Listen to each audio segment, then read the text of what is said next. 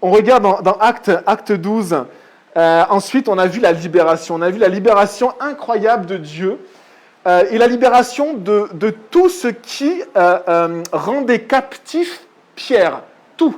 Il y avait beaucoup de choses qui rendaient captif Pierre. Il n'y avait pas que l'emprisonnement. Il y avait ces 2 chaînes qui étaient reliées à 2 soldats.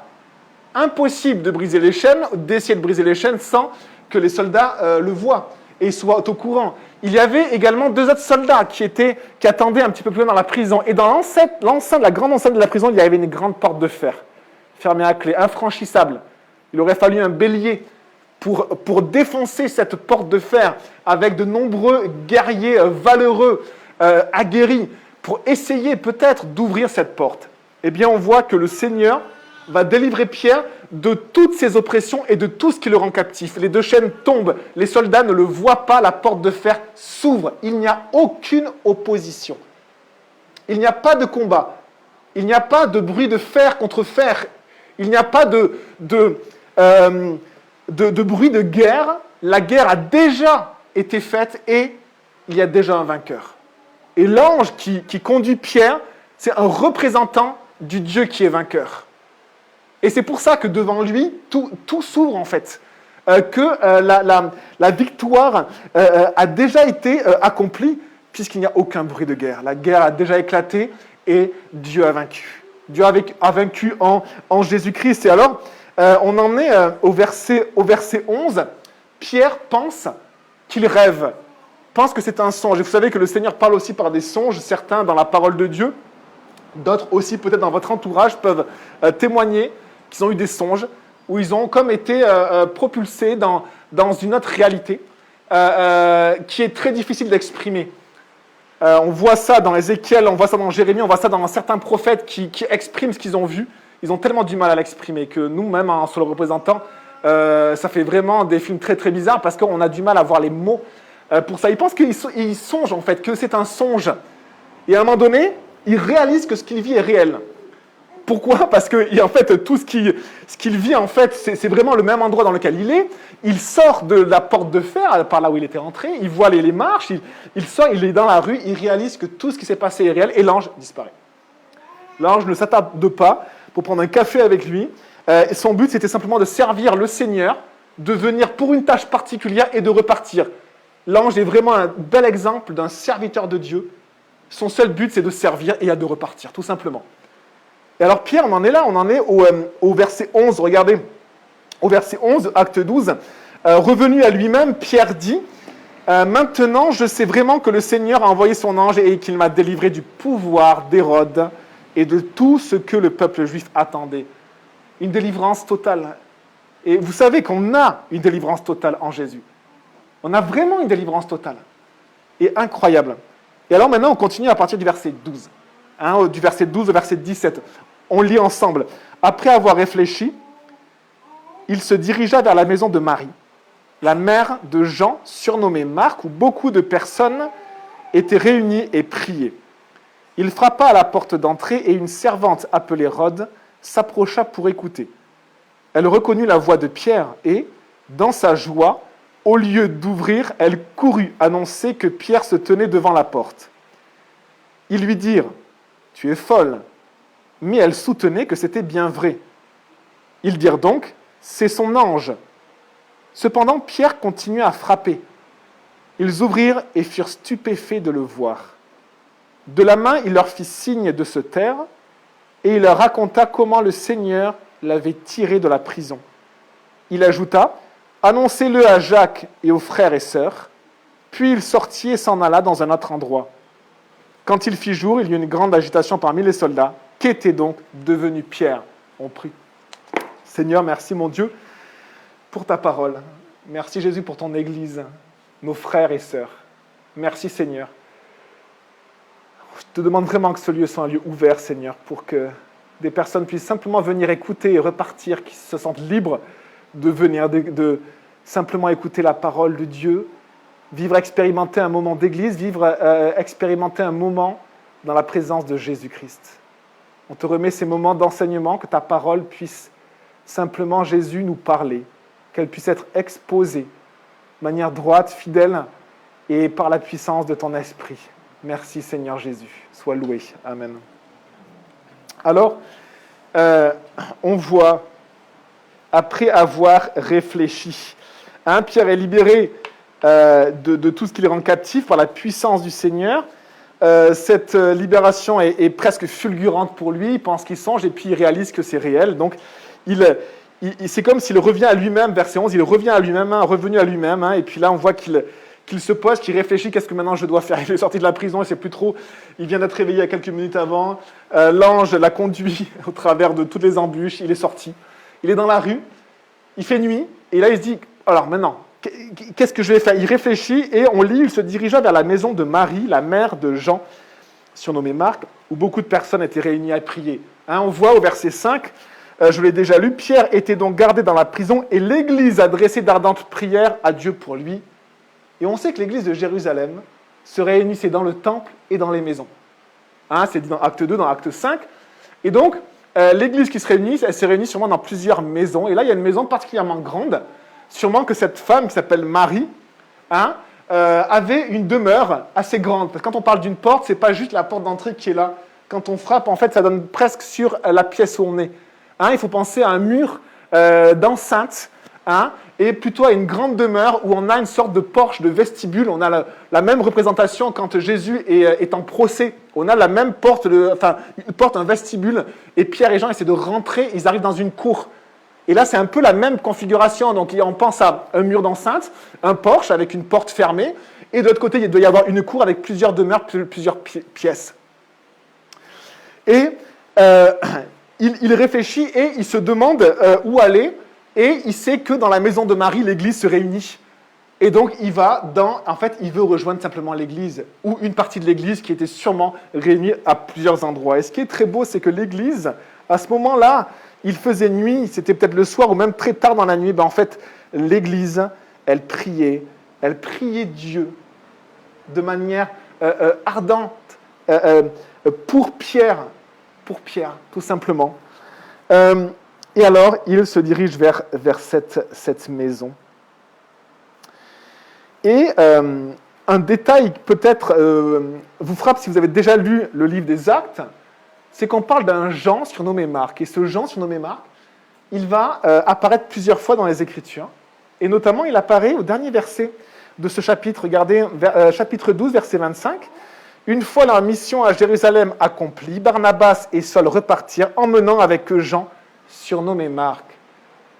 Ça veut dire que Jean, qui était le fils de Marie, connaissait le Seigneur, mais surtout servait le Seigneur. Dire qu'on est chrétien, c'est une chose. Servir le Seigneur, c'en est une autre. Et ici, il sert le Seigneur. Et qu'est-ce qu'on voit? Que sa maman, elle ouvre sa maison pour l'église.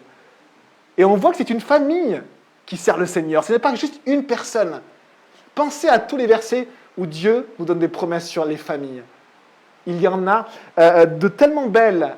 Et quand je creusais pour essayer de voir où est-ce que dans la parole il y avait des exemples où Dieu veut bénir les familles, veut agir, veut sauver les familles, et les exemples s'accumulaient. Par exemple, il y a un exemple que l'on a vu, c'est l'exemple de Corneille. Corneille, en fait, c'est un homme qui, par sa piété et sa fidélité, va être béni par Dieu, et Dieu, par Corneille, va bénir toute sa famille et ses amis. Et ses amis. Et on voit que quand l'ange se révèle à Corneille, il va dire cette phrase. Donc, l'ange qui va demander à Corneille d'envoyer chercher Pierre, il va dire, mais Pierre, lui, il te dira un message par lequel tu seras sauvé, toi et toute ta famille. Et on voit qu'il n'y a pas que cet exemple-là, les exemples, on peut même en ajouter. On a par exemple un épisode dans une prison. On a Paul et Silas dans Acte 16, c'était Acte 11, dans Acte 16.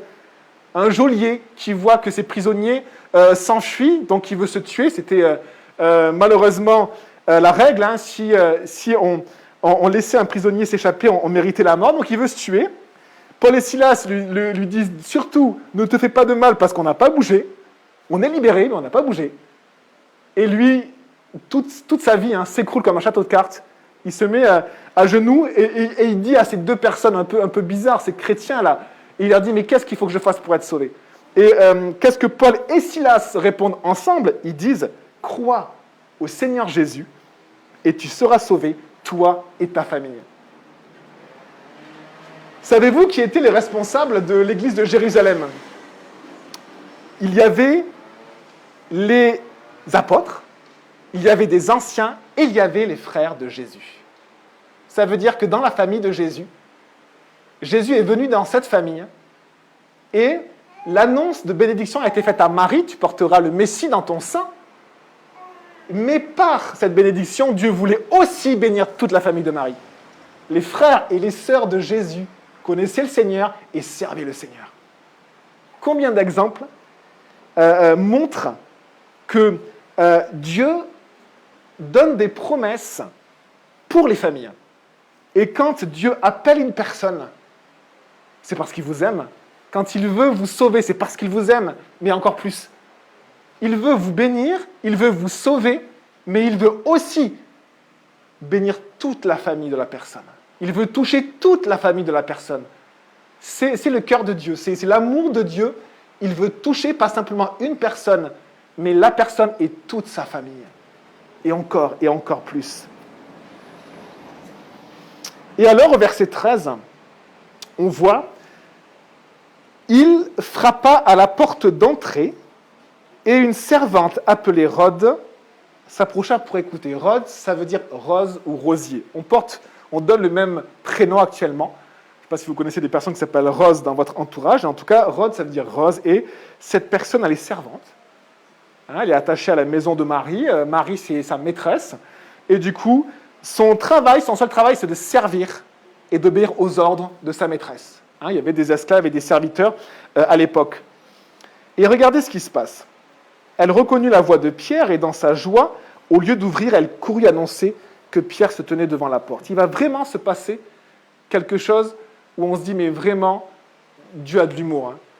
Il y a des choses qui nous font presque marrer. C'est comme moi, quand je commence et je n'ai même pas mes notes, je dis, mais quand même, c'est la base, on est d'accord.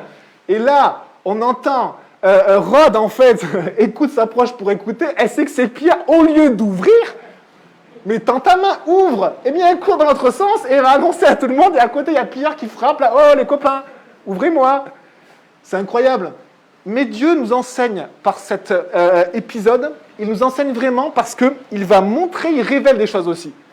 Même par l'humour, Dieu agit. Même par l'humour, Dieu nous enseigne. Et là, il va vraiment enseigner l'Église. Il va leur montrer qu'ils prient, c'est bien, mais avec tellement peu de foi. Et ça va résonner dans nos cœurs parce que le Seigneur l'a répété souvent. Il va dire, mais pourquoi est-ce que vous avez peur, gens de petite foi? Eh bien, parce que c'est la tempête et qu'on va mourir. Pourquoi vous avez peur, gens de petite foi? C'est incroyable. Le Seigneur qui montre que l'on a tellement peu de foi par cet épisode qui est plein d'humour. Alors, on regarde un petit peu plus en détail. Il frappe à la porte, et on se souvient, la porte, c'est un porche d'entrée. Il y a sûrement une cour derrière, et du coup, les gens qui prient ne sont pas à la porte. C'est la nuit, sûrement qu'il n'y a personne qui est vraiment préposé à la porte. Peut-être la journée, il y avait une personne là. On s'imagine en fait que les gens sont en train de prier. Il y a une personne qui entend. Une personne qui, on va dire, est attentive. Et cette personne qui tend l'oreille dans toute l'assemblée, eh bien, c'est la servante. C'est celle qui a l'habitude de servir. Celle qui a l'habitude de servir a aussi l'habitude de tendre l'oreille pour savoir s'il y a un besoin. C'est très joli, parce que vous voyez qu'elle s'approche pour écouter. Et le Seigneur montre aussi que le chemin de la foi commence par s'approcher pour écouter. Quand le Seigneur enseigne, il dit que celui qui a des oreilles pour entendre, entende. En clair, approchez-vous pour écouter. C'est le début de la foi. Si vous ne vous approchez pas pour écouter, eh bien, rien ne va naître, vous n'aurez aucune information concernant Dieu ou concernant ce que Dieu vous demande de faire. Et on voit ici que pour aller jusqu'à la porte, il fallait avoir l'oreille fine. On imagine tout le monde en train de prier, mais c'est que Rhode qui entend cela et elle va à la porte. Et du coup, elle peut entendre Pierre. Et vous savez, Dieu ne parle pas forcément en criant aux gens. Dieu n'est pas quelqu'un qui crie sur les gens. Dieu, souvent, quand il parle, c'est comme un murmure. Il parle doucement. Qui peut l'entendre? Celui qui tend l'oreille. celui qui tend l'oreille, qui regarde, qui va au-delà de simplement nos activités, qui est un petit peu ces parasites d'images et de sons, et puis qui va tendre l'oreille, qui va aller plus loin. Dieu parle, mais nous, on ne l'entend pas. Et pour l'entendre, eh bien, il faut aller au-delà de toutes les informations que l'on a. Rod était dans l'assemblée, et elle a dû tendre l'oreille, aller au-delà pour voir que Dieu était en train d'agir de l'autre côté. Et c'est elle qui va être l'outil du Seigneur. Elle s'approche pour écouter. Et je pense que ce n'est pas un hasard si celle qui entend, c'est celle qui est servante. Celle qui entend, c'est celle qui a l'habitude de servir. Et on voit vraiment comme un beau modèle de service. C'est que celui qui veut servir dans l'Église, eh bien, qu'il tende l'oreille. Qu'il tende l'oreille pour voir les besoins que Dieu lui montre. Et il y en a plein. Souvent, on peut se dire, mais moi, je me sens inutile dans l'Église. Eh bien, tends l'oreille. Et Dieu va te faire entendre quelqu'un qui frappe à la porte, quelqu'un qui a un besoin. Tends l'oreille, parce qu'il y a tellement de travail dans l'Église du Seigneur. Mais ce n'est pas au pasteur de vous dire le travail qu'il y a à faire. C'est au Seigneur de vous dire le travail qu'il y a à faire, pour chacun. Et donc, Rod, qui est servante, s'approche pour écouter. Et on regarde, elle reconnut la voix de Pierre. Donc, elle écoute, elle n'a pas d'image. Hein, elle n'a pas d'image, elle a juste une porte fermée. Elle tend l'oreille, elle entend la voix de Pierre et, regardez sa réaction, dans sa joie, elle courut annoncer que Pierre se tenait devant la porte. Ça veut dire que simplement, l'écoute lui suffit pour croire. Elle entend et elle sait que Pierre est délivré. Alors elle va après voir toute l'Église, elle dit à toute l'Église que Pierre est là, dehors, que Dieu l'a délivré. Et l'Église, qui reçoit exactement le même témoignage qu'elle a reçu, c'est-à-dire le témoignage oral, l'Église entend de la part de Rod, eh bien toute l'Église est incrédule et ne croit pas. Ça veut dire que Rod, qui est aussi un modèle de service, eh bien c'est aussi un modèle de foi. Il lui suffit d'entendre pour croire. Et ça nous reprend parce que le monde entier dit à Dieu, montre-nous et je croirai. Et je pense que Dieu dit plutôt, écoute. Apprends à écouter, tends l'oreille.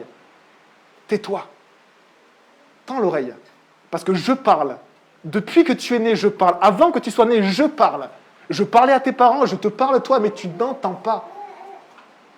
Mais ma parole est un murmure doux et léger. Et pour m'entendre, il faut se taire. Pour m'entendre, il faut sortir du bruit et des images constantes. Il faut sortir de ça. Il faut apprendre à couper. Juste à couper et à tendre l'oreille parce que Dieu parle. Comme un murmure doux et léger. Vous savez que Élie, ou Élisée, je me trompe toujours entre les deux, a fait cette expérience sur la montagne. Dieu parle comme un murmure doux et léger dans 1 Roi 19, verset 12. Et alors, Rod, sa réaction quand elle croit, c'est la joie. Vous savez que la foi en Dieu va vous amener à être aussi rempli de joie. C'est incroyable. Hein? Remplir nos maisons de joie. À tel point que ça déborde et que ça fait même que nos attitudes sont un peu bizarres. La preuve, elle est tellement pleine de joie, on pourrait dire qu'elle est un peu folle de joie. Et on va lui dire, mais tu es folle. Mais je suis folle de joie, oui. Et elle est vraiment débordante de joie. Et c'est tellement beau de voir en fait que le Seigneur aime la spontanéité. Le Seigneur aime qu'on soit nous-mêmes. Parce que là, la personne qui est en tort n'est pas Rod. Rod, elle a oublié la chose qu'il fallait faire, ouvrir. Et pourtant, c'est l'Église qui est en tort. Rod n'est pas du tout en tort parce que Dieu se sert de cet oubli pour enseigner toute l'Église.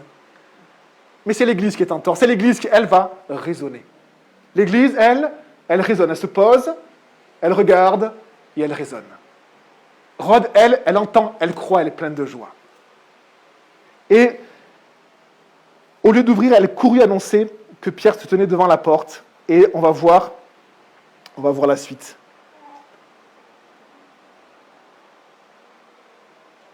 La réaction de l'Église. Au verset 15. Alors que Pierre était bloqué dans la prison, on se souvient que pour sortir de la prison, Dieu a dû ouvrir, on pourrait dire défoncer, par toute sa puissance, a dû ouvrir une porte qui normalement était toujours fermée, c'est la porte de la prison.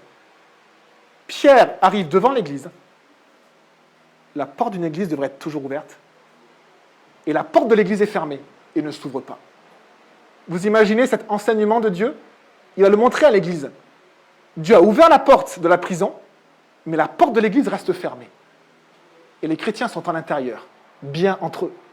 Et ils raisonnent. Ils prient, bien sûr, mais ils raisonnent beaucoup aussi. Ils prient et ils raisonnent.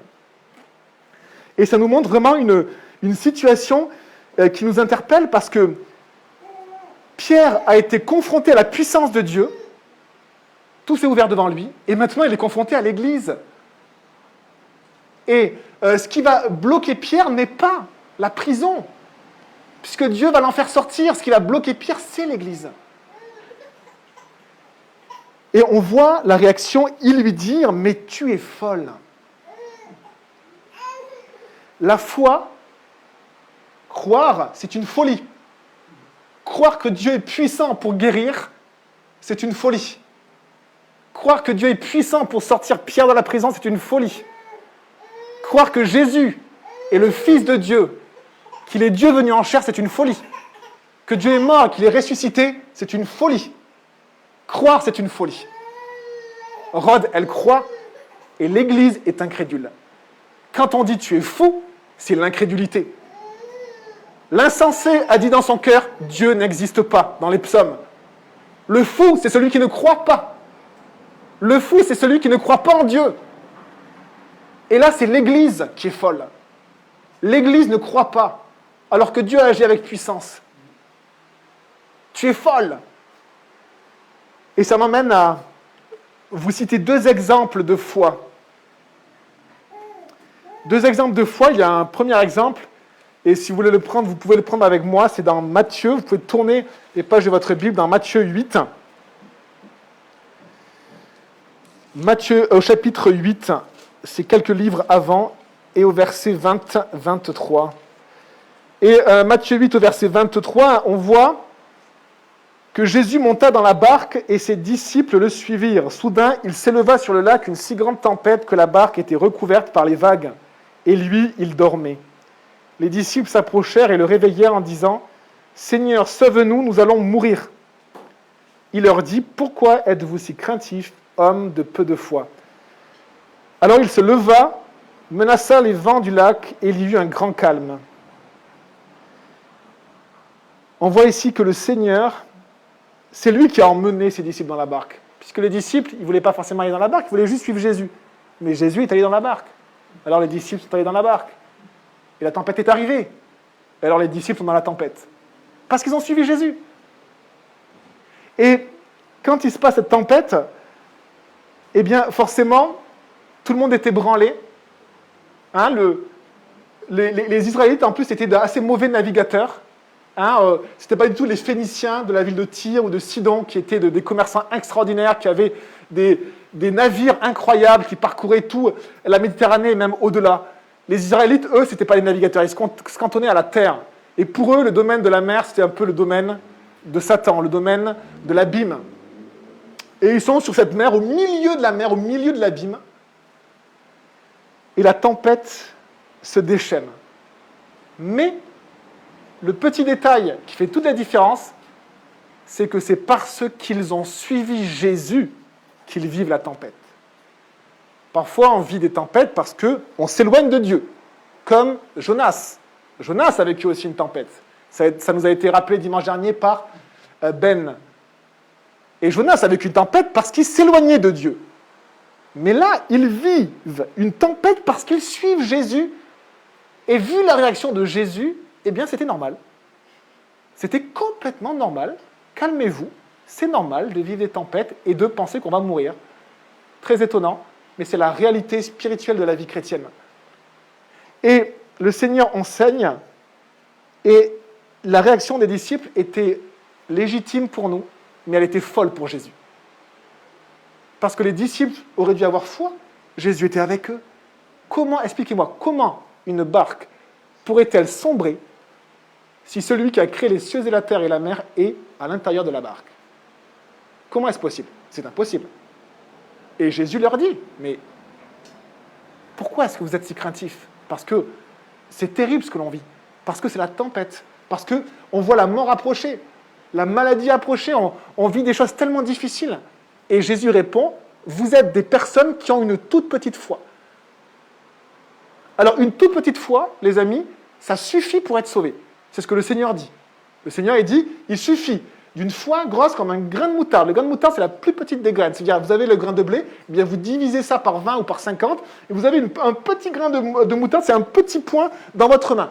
Si vous avez juste un tout petit peu de foi, ça suffit pour être sauvé, parce qu'un seul regard de foi vers Jésus suffit pour que le Seigneur vienne dans notre vie.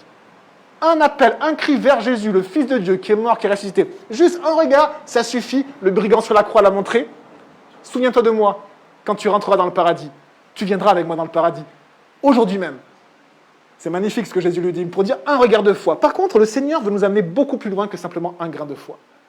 Le Seigneur enseigne ses disciples et lui dit, mais pourquoi est-ce que vous vous contentez de ce petit grain de moutarde? Il y a tellement plus. Votre foi a besoin de grandir. Ma foi a besoin de grandir. Et j'ai enseigné il y a quelque temps un passage, et vraiment, je l'ai enseigné, c'était dans Matthieu 14, à la manière de cette église qui dit, mais tu es folle! J'ai enseigné de la même manière, de manière incrédulée. On va reprendre ce passage ensemble, c'est dans Matthieu 14. Dans Matthieu 14, il y a un autre exemple de foi. Matthieu 14, verset 22.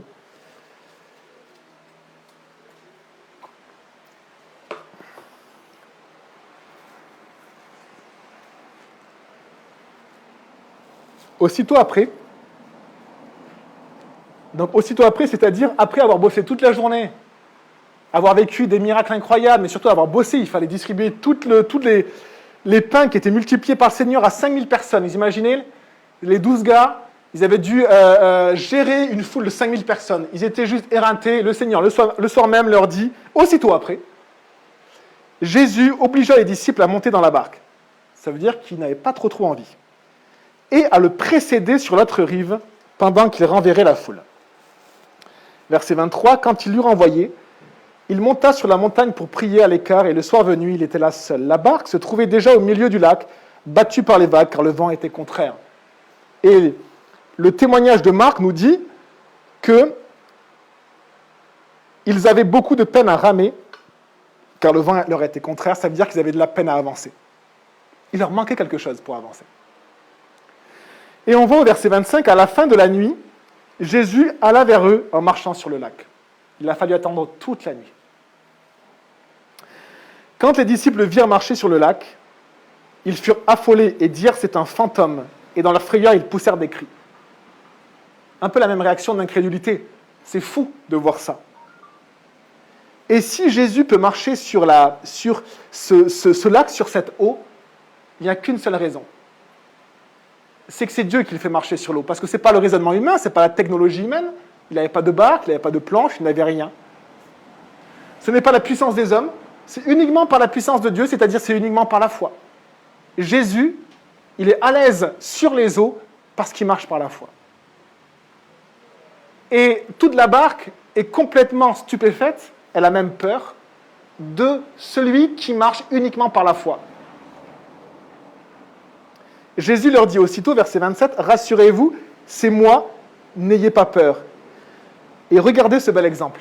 Dans la barque, une personne qui avait son petit grain de moutarde dans la poche va vouloir grandir dans la foi. Et il va dire ceci. « Seigneur, si c'est toi, ordonne-moi d'aller vers toi sur l'eau. » Ce qui est très étonnant, c'est que Jésus laisse les personnes libres. Jésus n'a pas appelé les gens à sortir de leur barque. Par contre, lui, il est hors de la barque. Et il attend. Et il marche à côté. Et il nous précède. Il nous montre le chemin. Et nous, on est dans notre barque, en train de ramer. On a du mal à avancer. On n'arrive pas à avancer. Parce que le vent est contraire. Et on met tous nos efforts et on avance un tout petit peu. Et on est tellement fiers de nous. Mais Jésus est déjà loin. Parce que lui, il marche sur l'eau. Et on voit ici que le Seigneur, qui laisse libre les gens, eh bien, Pierre, lui, il va avoir cette envie folle de marcher par la foi. Et il va lui dire quelque chose. Il va lui dire, Seigneur, si c'est toi, ordonne-moi d'aller vers toi sur l'eau.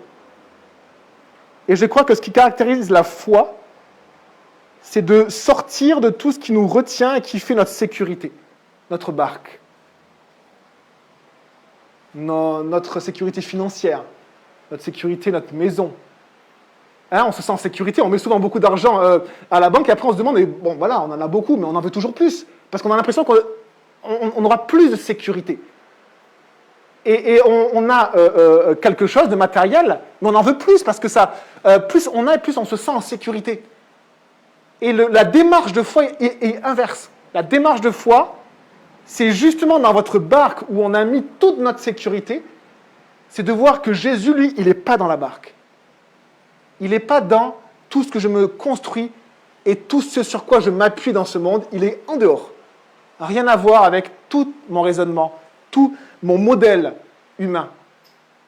Et il laisse la possibilité à certains de sortir ce qu'il lui demande. Mais ce qui est beau, c'est que Pierre, qui sort de la barque, sort en direction de Jésus. C'est-à-dire que Jésus, il est dans un endroit où il n'y a aucun chemin. C'est la mer, il n'y a pas de chemin dans la mer. Et pourtant, par la foi, Jésus se ferait un chemin. Et Pierre, lui, il veut suivre Jésus et il veut marcher sur le chemin de Jésus, le chemin de la foi. Et alors Pierre, il est fou. Et c'est ce que j'ai prêché la première fois qu'on a enseigné ce Matthieu 14. J'ai prêché en disant, mais personne n'avait demandé à Pierre de sortir. Il est fou. Qu'est-ce que tu fais là, Pierre? Regarde, tu t'enfonces. Et c'est vraiment quelque chose d'incrédulité, de ne pas comprendre ce que c'est que la foi. Parce que Jésus marchait et Jésus a dit, viens. Et le reproche de Jésus ne va pas être, pourquoi es-tu sorti de la barque? Ce n'est pas du tout ça que Jésus va dire. L'enseignement de Jésus, ce n'est pas, pourquoi es-tu sorti de la barque?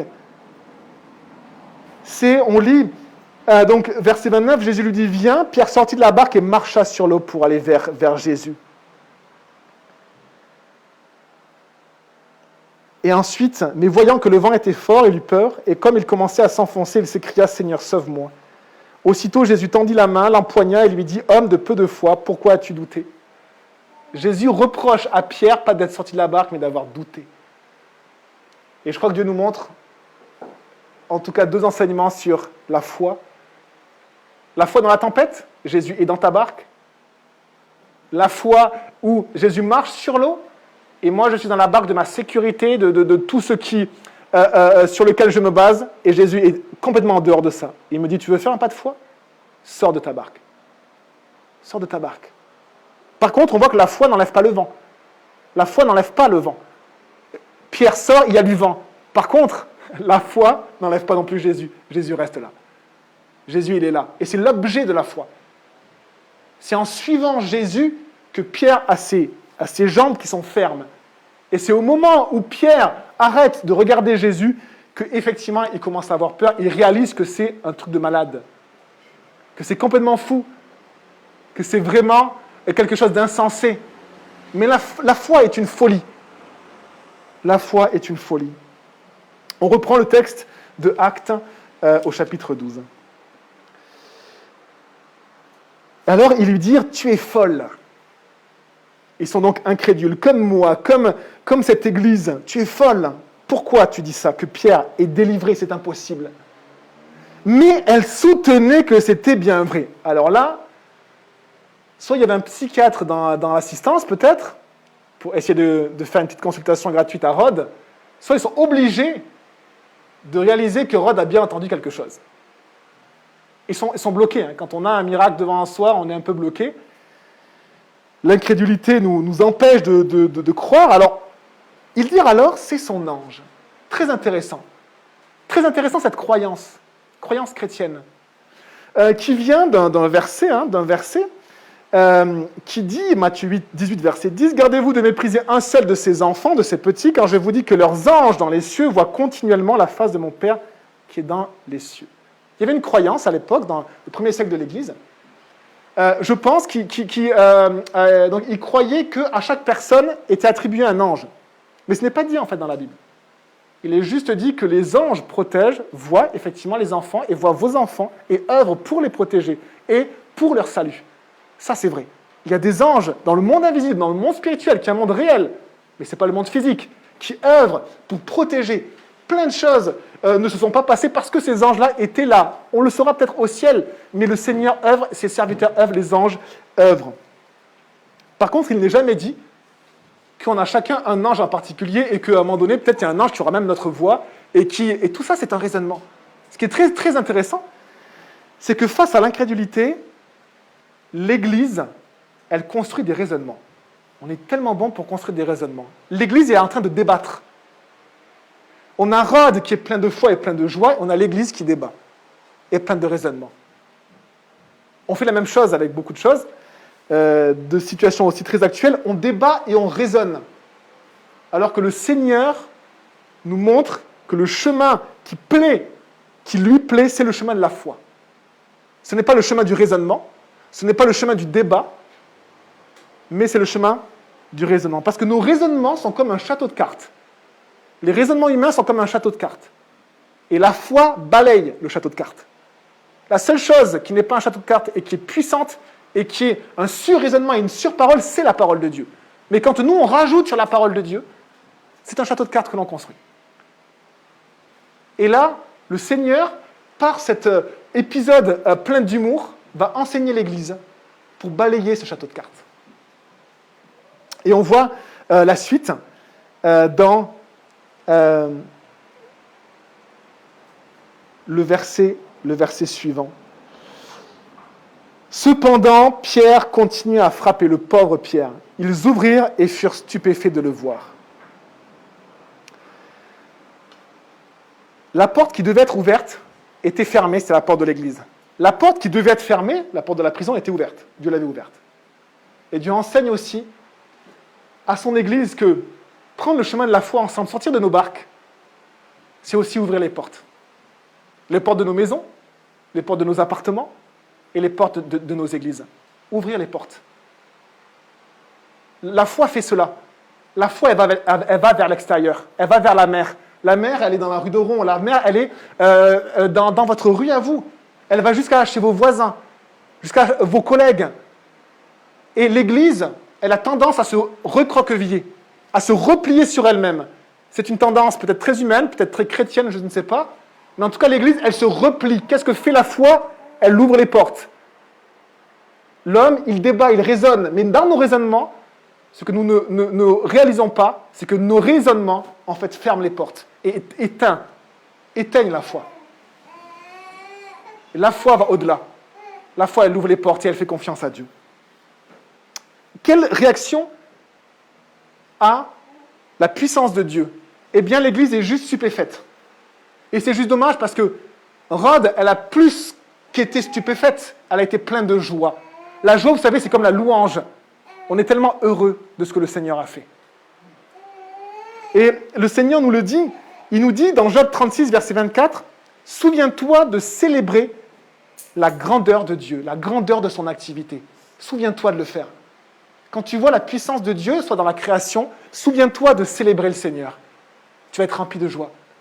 Quand tu vois Dieu agir dans ta vie parce qu'il t'a protégé, parce qu'il a agi, souviens-toi de célébrer la grandeur de Dieu, sa puissance, et tu seras rempli de joie. Et s'il n'y a que de la surprise, eh bien c'est juste que tu vas simplement perdre cette joie que le Seigneur voulait te remplir. La louange nous remplit de joie. Merci Jésus pour ce que tu as fait. Tu es grand, tu es puissant, tu es au-dessus de toutes choses. Tu as créé le ciel et la terre, tu as créé ces montagnes, tu as créé ces prairies, tu as créé ces animaux, tu as créé ces oiseaux, ces arbres. Tu es grand. Tu as agi dans ma vie, tu as protégé mon fils, tu as protégé ma fille. Tu as agi et je le sais. Merci Seigneur. Merci Jésus. La louange. Et alors Pierre continue à frapper, on lui ouvre, enfin, et on lit au verset 17. De la main, il leur fit signe de se taire et il leur raconta comment le Seigneur l'avait tiré de la prison.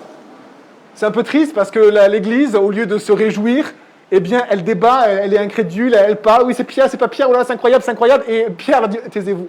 Il est obligé de leur demander de se taire pour qu'il y ait autre chose que toute cette excitation et tous ces raisonnements. Pierre les fait taire. Chacun peut-être il va de son commentaire, chacun il va de sa réflexion. taisez-vous. Regardez la puissance de Dieu, remerciez le Seigneur. Et il leur raconta comment le Seigneur l'avait tiré de la prison. Et alors là, ils sont obligés, ils ont le témoignage complet maintenant, ils n'ont pas que le premier témoignage de Rhodes, ils ont le témoignage complet de la personne de Pierre. Et ils sont obligés de croire, parce qu'ils voient Pierre, ils peuvent toucher ses mains, ses bras, oui c'est Pierre, c'est bon, c'est Pierre, vas-y parle, ouais c'est à peu près la même voix, c'est bon. Et donc c'est bien Pierre. Les disciples ont fait pareil avec Jésus quand il est ressuscité. Ils ont fait pareil, on a dit aux disciples, il est ressuscité. Non, moi je veux le voir pour croire. On est dans la même logique. Je veux voir pour croire. Qu'est-ce que dit le Seigneur? Dans cette démarche de foi, ce texte parle de la foi. Le Seigneur nous dit, vous avez vu et vous avez cru, heureux ceux qui n'ont pas vu et qui ont cru. Ça veut dire que le désir du Seigneur, c'est qu'on avance vers lui par la foi, pas par la vue. Que le témoignage de sa puissance nous suffise. Que le témoignage de ses actes puissants nous suffise. Pour croire. Et pour le servir. C'est ce qui plaît à Dieu. Sur l'écriteau, le petit chevalet qui est dehors, on a mis simplement le verset d'Hébreux. Sans la foi, il est impossible de plaire à Dieu. Vous voulez plaire à Dieu? Sortez de la barque. Vous voulez plaire à Dieu? Eh bien, tendez l'oreille et croyez ce qu'il vous dit. Et ensuite, on voit Pierre qui dit, il ajouta, annoncez-le à Jacques et aux frères et sœurs, c'est-à-dire annoncez-le à toute l'église entière. Là, il n'y avait qu'une partie de l'église. À Jacques, c'est un responsable, et puis aux frères et sœurs, et c'est son désir. Ça va encourager toute l'église, la puissance de Dieu. L'action de Dieu va encourager toute l'église. L'église va pouvoir louer. Merci Seigneur, tu as libéré Pierre. On t'avait prié, tu as agi, parce que tu es celui qui agit. Quand on t'appelle, quand on invoque ton nom, tu sors de ton sommeil, tu agis par ta puissance dans le monde des hommes. Que ton nom soit béni, que ton nom soit loué. Et quelle joie et quel encouragement pour continuer à servir le Seigneur pour cette église, pour continuer à sortir dans les rues, aller rejoindre d'autres personnes, sortir de nos barques, et pas juste être recroquevillé dans une belle maison. Et puis il sortit et s'en alla dans un autre endroit, et j'ai fini là, on s'en souvient. L'ange, qu'est-ce que l'ange avait dit à Pierre? Il avait dit, prends tes sandales, mets ta ceinture, prends ton manteau, et on y va. Ça veut dire qu'il allait y avoir beaucoup de choses par la suite, et Pierre le sait. Il est là, il ne passe même pas beaucoup de temps. Il leur explique ce qui s'est passé. Et il sait qu'il ne peut pas rester, puisque les soldats vont sûrement le rechercher, et lui doit continuer le chemin de la foi. Le Seigneur l'a délivré de la prison, et il continue à marcher sur l'eau. Par la puissance de l'Esprit de Dieu, par la foi. On prie les amis. Seigneur Jésus, on veut te remercier, parce que tu es incroyable. Toi-même, tu étais plein de foi. Toi-même, tu marchais sur l'eau. Toi-même, tu frayais un chemin pour nous. Tu frayais un chemin pour nous sur les eaux. C'est quelque chose d'incroyable parce qu'il n'y a pas de chemin, Jésus, sur les eaux. Et toi, tu nous dis que s'il y a un chemin, suivez-moi. On te demande, Seigneur, de nous aider à te suivre par la foi, de nous remplir de foi, de nous remplir aussi de ta joie, de ta louange. Aide-nous à te louer. Pardonne-nous, pardonne-moi, Jésus, si je ne te loue pas pour ce que tu fais dans ma vie. Merci pour tout ce que tu fais dans ma vie. Tu es un Dieu incroyable, incroyable. Tu agis en moi, mais dans toute ma famille, dans mon entourage, auprès de mes voisins, auprès de mes collègues. Merci Seigneur, parce que tu es un Dieu incroyable. Aide-nous à sortir de la barque, à aller rejoindre ton chemin, rejoindre les gens autour de nous. Merci Seigneur. Ta voix m'appelle sur les eaux sombres, dans l'inconnu de la dérive. Par ta présence, ô grand mystère, ma foi résiste à l'océan. J'invoquerai ton nom sans cesse. Quand de l'abîme les flots s'élèvent, dans la tempête, mon âme repose entre tes mains. Je suis à toi et tu es mien.